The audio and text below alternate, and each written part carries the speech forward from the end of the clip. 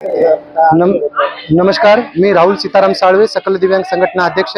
आज माननीय तुकारामजी मुंडे साहेब जे IAS अधिकारी आहे, दिव्यांग सक्षमीकरण विभाग, मंत्रालय मुंबई यांची अचानक बदली करण्यात आली। या बदलीचा रोष हा दिव्यांगांनी, सकल दिव्यांग संघटनांनी मंत्रालय मुंबई येथे सुद्धा दाखवला होता। 2 एप्रिल 2026 रोजी सकल दिव्यांग संघटनेच्या पदाधिकाऱ्यांचे माझ्यासह आम्ही मंत्रालयामध्ये धडकलो। मंत्रालयामध्ये धडकून आम्ही मुख्यमंत्री सचिवालय यांच्या दालनासमोर आम्ही ठिय्या आंदोलन केलं आणि आमचं निवेदन दिलं। तेव्हाच माननीय तुकारामजी मुंडे साहेब यांच्या आईचं निधन झाल्यामुळे आम्ही आमचं आंदोलन हे थांबवलं आणि त्यांच्या दुःखामध्ये आम्ही सहभागी झालो। परंतु आज 8 दिवस होते, आम्ही दिलेल्या निवेदनाची दखल नाही घेतली, आम्ही केलेल्या आंदोलनाची दखल नाही घेतली आणि आमची मागणी एकच आहे की तुकारामजी मुंडे साहेब यांची बदली तत्काळ रद्द करण्यात यावी। त्यांना त्यांचा पदभार परत त्यांना दिव्यांग सक्षमीकरण विभाग सचिव मंत्रालय मुंबई या पदावर त्यांना नियुक्ती देण्यात यावी। आपण पाहतो संजय गांधी निराधार लाभार्थी जे खरे लाभार्थी आहेत दिव्यांग, यांना 3 महिन्यापासून पगार नाही भेटला। आमदार खासदार निधी खर्च केला जात नाही। स्थानिक स्वराज्य संस्था असेल, नागरी स्वराज्य संस्था असतील, याच्याकडला दिव्यांगाचा 5% राखीव निधी खर्च केला जात नाही।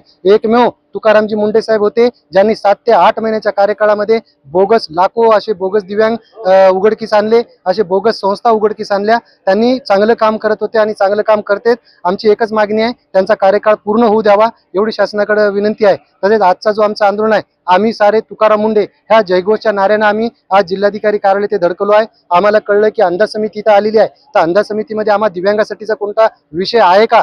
जर आमचा विषय जर नसेल तर आम्ही अंदाज समितीला चले जाऊचा नारा देऊन इथून आम्ही त्यांना हाकलणार आहोत। आमच्या काट्या लाट्या त्यांच्यावर पडणार, कारण दिव्यांगामध्ये हा रोष आहे। तुकारामजी मुंडे साहेब एकच आहेत जे दिव्यांगांना, लाखो दिव्यांगांना न्याय देतील, म्हणून आमचे एकच घोषवाक्य आहे, खूप झाले गुंडे, एकच हवे तुकाराम मुंडे। धन्यवाद।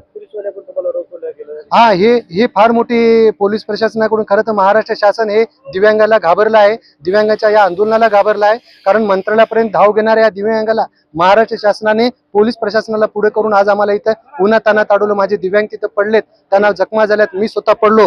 हे चुकीचं आहे। माझी आपल्या माध्यमातून विनंती आहे गृहमंत्री तथा मुख्यमंत्री साहेबांना, माननीय मुख्यमंत्री देवेंद्र फडणवीस साहेब, दिव्यांगांचा अंत पाहू नका। दिव्यांग हा जन्मताच एखाद्या शरीरानं, अवयवानं असेल, तुमच्यापेक्षा सुदृढ आहे। तुम्ही जर बलाचा वापर करसाल, आमच्या ह्या काट्या लाट्या, कारण आमचं जर एकदा जर आम्ही जर विसरलो या पोलीस प्रशासन, कारण सदर रक्षण आहे खल निग्रह आहे, हे जे त्यांचं ब्रीदवाक्य आहे हे आमच्यासाठी रक्षणासाठी आहे, असे आम्ही आतापर्यंत आम्ही बघितलं। पण जर पोलीस प्रशासन जर आपल्या बळाचा आपण जर गैरवापर त्यांच्याकडून करून घेत असाल तर हे खपून घेतलं जाणार नाही। आमच्याकडे सुद्धा जन्मतच काट्या लाट्या आहेत। जरी तुमच्या पोलीस प्रशासनाकडे काट्या असतील तर आम्हाला जन्मतच परमेश्वरानं काट्या दिल्यात। आमच्या या काट्या जेव्हा उठतील तेव्हा प्रशासन हादरल्याशिवाय राहणार नाही। आज जिल्हाधिकारी कार्यालयात आहोत, आमच्या हक्काचा आम्ही इथं कुठे काही तोडफोड केलं नाही, आम्ही शांततेतच आंदोलन करत आहोत। जर आपण जर पोलीस बळाचा जर वापर करून आमचं आंदोलन चिघळण्याचा प्रयत्न करत असाल तर खबरदार। आज आम्ही नांदेडमध्ये करत आहोत, उद्या मंत्रालयामध्ये येऊ, मुंबई पूर्ण जाम करू। रस्त्यामध्ये तुमचे निवासस्थान असेल किंवा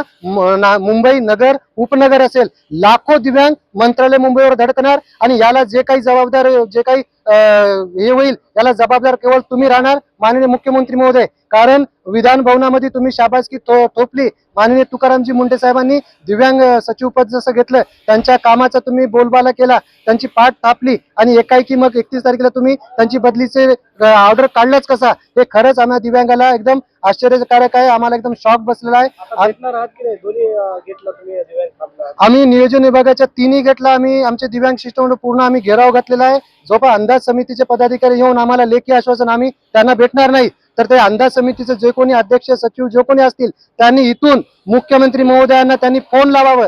फोन लावून त्यांनी मुख्यमंत्री महोदयाने जोपर्यंत आश्वासन देणार नाही की त्यांची बदली रद्द करणार, तोपर्यंत इथले दिव्यांगांनी, तोपर्यंत अंदाज समितीचे जे काही सदस्य आहेत त्यांना आम्ही नांदेडमधून जाऊ देणार नाही। त्यांना न जाऊ देण्यासाठी आम्ही 3 गेट रोखलेले आहेत। इथं जर पोलीस प्रशासनाचा बळाचा वापर केला तर आताही सांगतो, माझ्या दिव्यांगाकडे सुद्धा काट्या लाट्या आहेत। या काट्या लाट्या उठायला तुम्ही भाग पाडू नका।